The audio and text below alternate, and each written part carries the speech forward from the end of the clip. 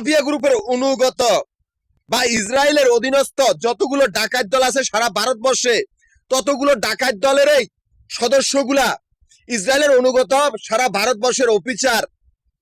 এরা ইসরায়েলের ট্রেনিং প্রাপ্ত গোয়েন্দা বিভাগ। এই কুত্তার বাচ্চাগুলা আমার ব্যাংকের রাজা বাদশাহ খুন করেছে।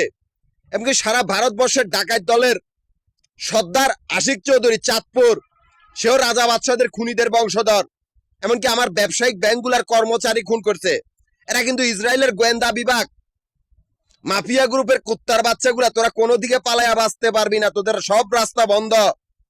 আমি কিন্তু একটা কোম্পানির দায়িত্বরত ছিলাম 20 বছর পরে, এমনকি সে কোম্পানির সমস্ত সম্পত্তির মালিক।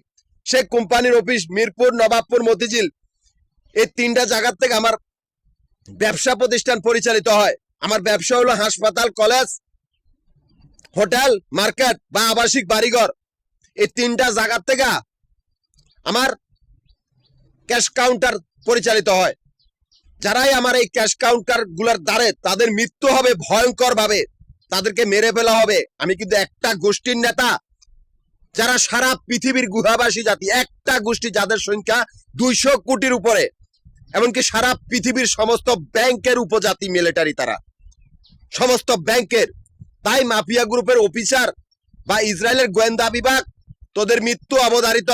তোরা কুকুর বা তোরা আতঙ্কবাদী বা বিশৃঙ্খলতা সৃষ্টিকারী শয়তানের দল, তোদের একটাও কোনো দিকে পালায়া বাঁচতে পারবি না। কুত্তার বাচ্চাগুলা, তোদের মৃত্যু অবধারিত।